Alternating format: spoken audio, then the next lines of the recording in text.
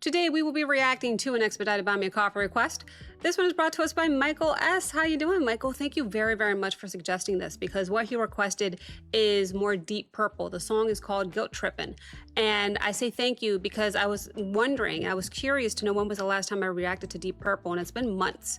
What I have reacted to by Deep Purple is Child in Time.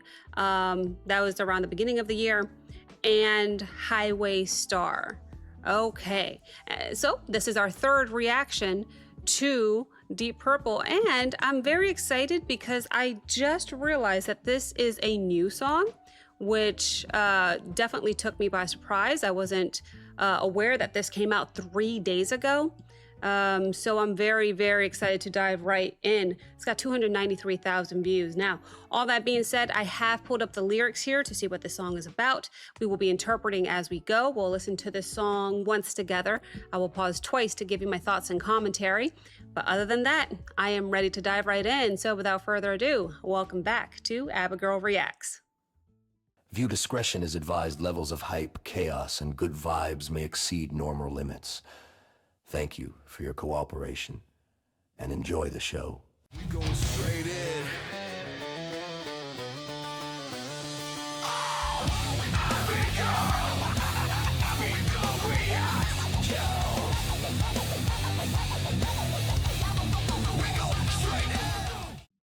Let's see what this is about. Piano.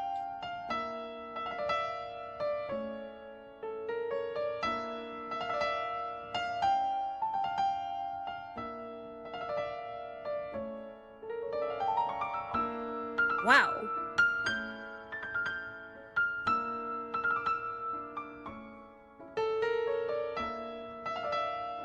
Hello.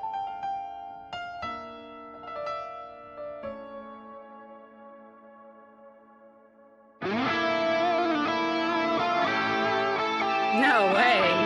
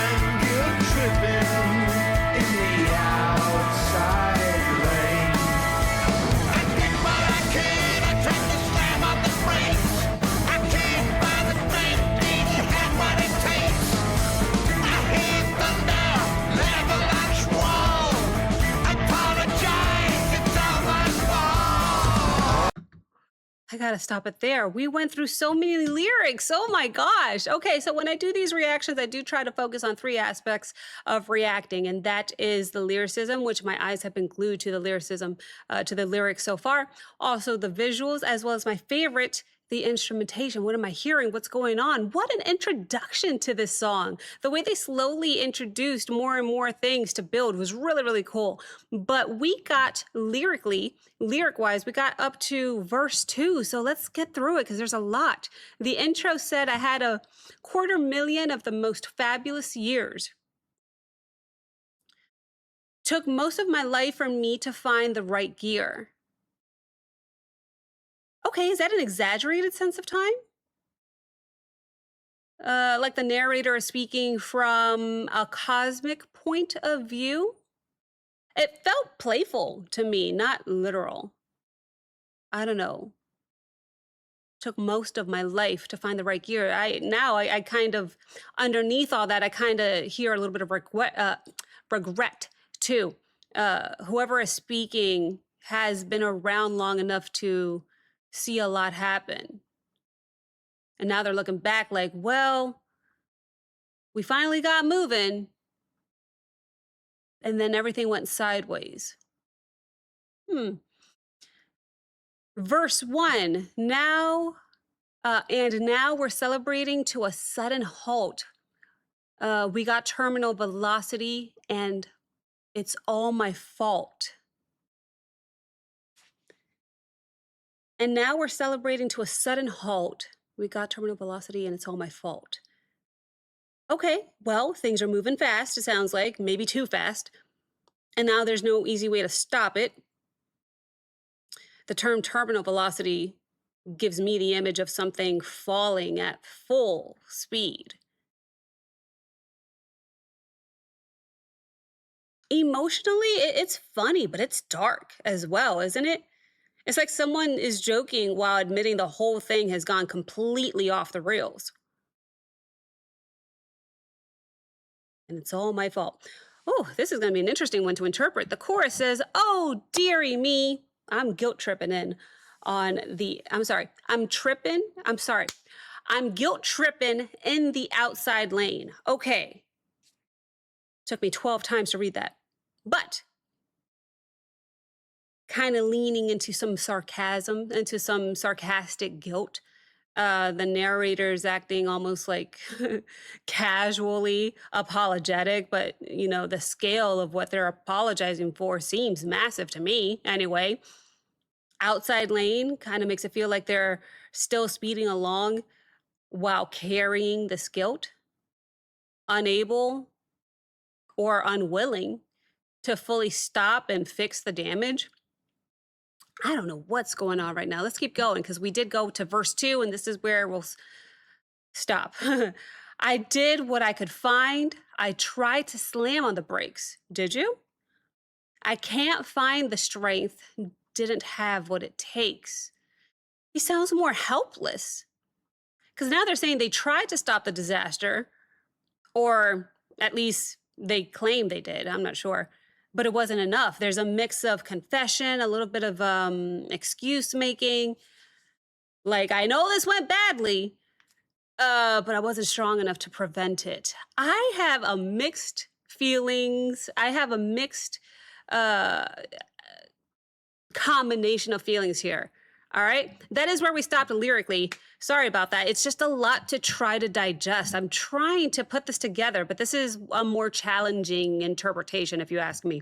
Let me go back 5 seconds, as we always do between pauses. I will only pause it one more time after this. I got to hear more. Let's keep going.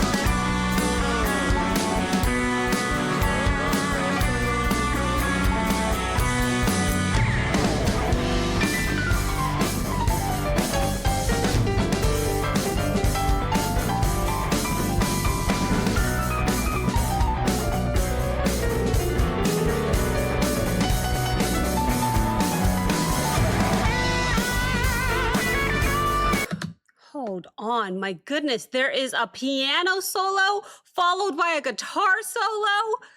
Forget about it. Oh, I can't. Okay, well, I am going to go back because I want to hear the piano. But I did not expect that. I didn't expect to hear a piano jam session followed by what I think is going to be a guitar session. I didn't want to stop it halfway through, so I'd rather stop it now and then let the whole thing play through. Still trying to put this interpretation together. Still looking at these lyrics. We seem to still have left the bridge and the outro itself. But I don't know. Overall, I'm getting this vibe of someone saying, I feel bad, but it's more like a dark, sarcastic guilt song about maybe the state of the world. I'm not sure, just still looking at these lyrics here. I feel like the humor in it kind of makes it fun, but the meaning underneath it points towards um humanity and creation and consequences and the feeling that everything's gone too far. um Maybe we have to go through the bridge and the outro here. I mean, I am looking at the lyrics anyway. But regardless, we'll go ahead and give you the full and final interpretation summary of the song. But I gotta say, very excited for this piano and guitar we're about to hear. Just now, there before the solos, before the piano, there was piano already playing, and the way that they decided to sort of layer their vocals kind of pushed back in the background while the piano is doing its thing was really kind of trippy, if you ask me. Not guilt trippy, but just trippy in general, which the imagery kind of fits that. There's an eye in the sky as well, which makes me think, okay, whose eye is that? Who's looking down at the world? Who's been around for so many years? How many years did they say in the beginning? God is all I can think of. Where is it? Yeah, I had 250,000 of the most fabulous years. So God is the only person I could think of. Right? With the eye in the sky, maybe it's him looking down. I have no idea because I can't see him being sarcastic either. So I'm very confused. Is it God having a conversation with somebody else who is being sarcastic and kind of dark? I don't know. It's a lot. It's a lot for me to unpack. But I digress. I need to hear this piano. I went back maybe 15 seconds to hear the piano. I want to hear it lead into the guitar. That was my second and final pause. We'll go ahead and let it play out until the end. Let's see what happens.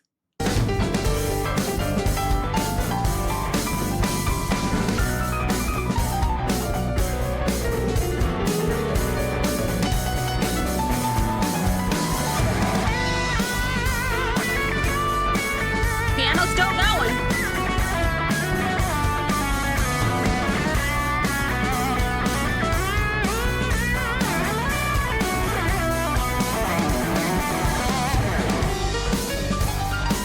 Back and forth.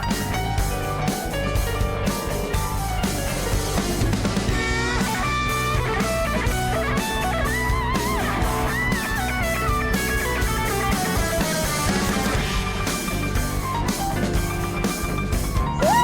This is incredible!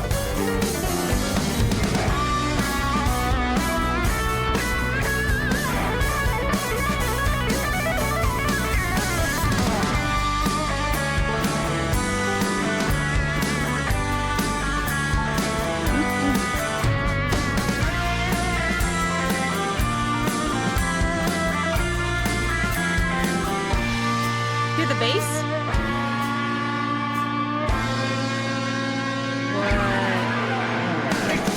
Huge company, millions of crowd. Gave it one next time, but it's too late now.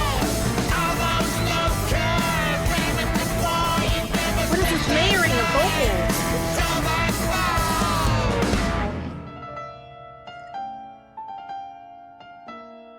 They chose to end the song how they started it.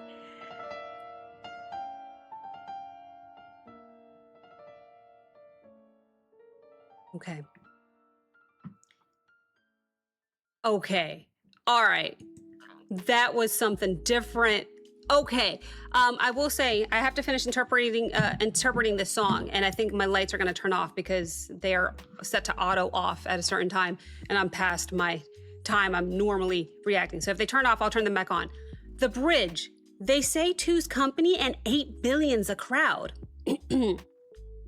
I'll get it right next time, but it's too late now.